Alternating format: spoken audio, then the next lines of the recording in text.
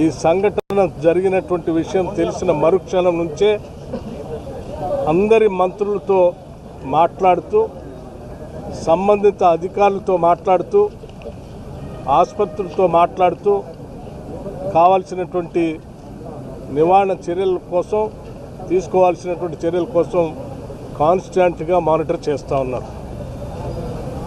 ఇక్కడ హైదరాబాద్ ఇన్ఛార్జ్ మంత్రిగా ఉన్నటువంటి పొన్నం ప్రభాకర్ గారు సంఘటన స్థలం నుంచి ప్రత్యేకంగా ఉండి అధికారులతో క్షేత్రస్థాయిలో వాళ్ళు కోఆర్డినేట్ చేస్తూ ఉన్నారు.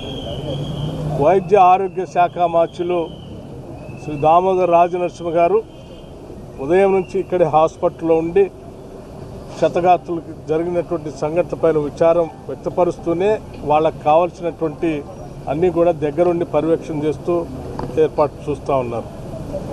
అట్లాగే ముఖ్యమంత్రి గారు నాకు ప్రత్యేకంగా ఫోన్ చేసి సంఘటన స్థలానికి, హాస్పిటల్కి వెళ్ళి జరిగినటువంటి సంఘటన పైన తీవ్రమైనటువంటి విచారాన్ని రాష్ట్ర ప్రభుత్వం నుంచి వ్యక్తపరచడమే కాకుండా చనిపోయినటువంటి దురదృష్టవశాత్తు చనిపోయినటువంటి కుటుంబ సభ్యులకు సంబంధించి రాష్ట్ర ప్రభుత్వం తరఫు నుంచి ప్రగాఢమైనటువంటి సానుభూతిని, సంతాపాన్ని తెలియజేయటమే కాకుండా చనిపోయినటువంటి వ్యక్తులకు సంబంధించి రాష్ట్ర ప్రభుత్వం నుంచి ఒక్కొక్క మనిషికి సంబంధించి 5 లక్షల రూపాయల వరకు ఎక్స్గ్రేషియా కూడా ప్రకటించడానికి రాష్ట్ర ప్రభుత్వం నిర్ణయం చేసింది.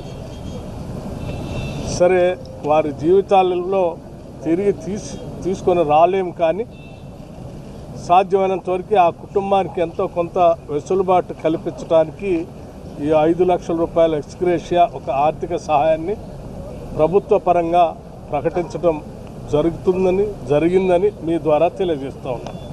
ముఖ్యమంత్రి గారు ప్రత్యేకంగా కేబినెట్ సహచరులు అందరితో మాట్లాడి 5 లక్షల రూపాయలు ఎక్స్గ్రేషియాని ప్రకటించమని వారు స్పష్టంగా చెప్పినటువంటి సమాచారాన్ని మీ ద్వారా తెలియజేస్తూ ఉన్నాం.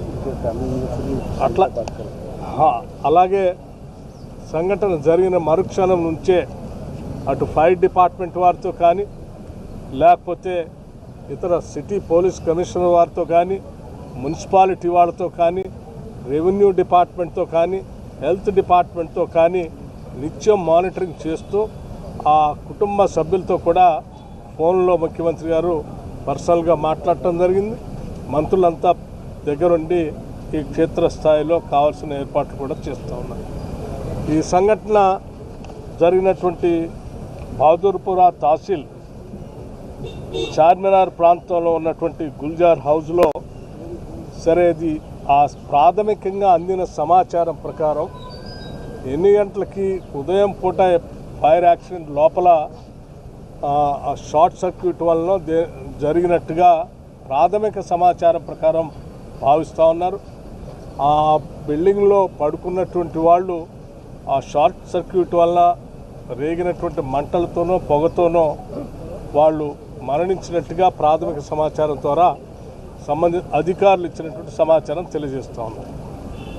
ఈ ఫైర్ డిపార్ట్మెంట్కి ఉదయం పూట ఆ పరిసర ప్రాంతం నుంచి అనానిమస్ కాల్ ఒకటి 6:16 సమాచారం అందిస్తే 6:17 అక్కడ నుంచి ఫైర్ ఇంజన్ ఇమ్మీడియట్గా మొగల్పురా ఫైర్ ఇంజన్ 6:17 బయలుదేరి 6:20 ఆ ప్రాంతాన్ని చేరుకొని రెస్క్యూ ఆపరేషన్ మొదలుపెట్టడం జరిగింది. దీంట్లో దాదాపు 11 ఫైర్ ఇంజన్లు వాడటం, అట్లాగే ఒక రోబోని కూడా డిపార్ట్మెంట్ పరంగా వాడారు. 70 మంది ఫైర్మెన్లు, 17 మంది ఆఫీసర్లు దగ్గర ఉండి ఇంకా దాన్ని విస్తృతంగా స్ప్రెడ్ కాకుండా కంట్రోల్ చేస్తూ కాన్స్టెంట్గా మానిటర్ చేయటం వల్ల ఈ ప్రమాదం ఇంకా వ్యాప్తి చెందకుండా కంట్రోల్ చేయగలిగారు. ఈ డిపార్ట్మెంట్లన్నీ కోఆర్డినేషన్తో ఈ కార్యక్రమాన్ని చేస్తూ ఈ ప్రమాదాన్ని పరిమితానికి ముందుకు పోకుండా ఆఫ్ చేసేటువంటి కార్యక్రమంలో భాగంగా ఒక డిఎఫ్ఓ కూడా ఆ సంఘటనలో లోపలికి వెళ్ళి ఇంజ్యూర్ అయ్యి ఈరోజు స్మోక్తో అతను కూడా హాస్పిటలైజ్ అయి ఉన్నారు. వారికి కూడా ఆక్సిజన్ పెట్టి ట్రీట్మెంట్ చేస్తూ ఉన్నారు. ఏది ఏమైనప్పటికీ జరిగినటువంటి సంఘటన పట్ల రాష్ట్ర ప్రభుత్వం, మానవత్వం ఉన్నటువంటి అందరం కూడా ఈరోజు బాధిస్తున్నాం, శోకిస్తూ ఉన్నాం. ఇది అత్యంత దురదృష్టకరమైనటువంటి సంఘటనగా భావిస్తూ ఉన్నాం. తదుపరి ఈ కార్యక్రమాలన్నీ అయిన తర్వాత సంపూర్ణంగా విచారణ జరిపించి తీసుకోవాల్సినటువంటి నిర్ణయాలన్నీ చేస్తాం. రాష్ట్ర ప్రభుత్వం మాత్రం ప్రజలకు ఎప్పుడూ అన్ని శాఖల పరంగా అండగా ఉంటుందని ఈ సందర్భంగా తెలియజేస్తూ ముగిస్తా ఉన్నాం.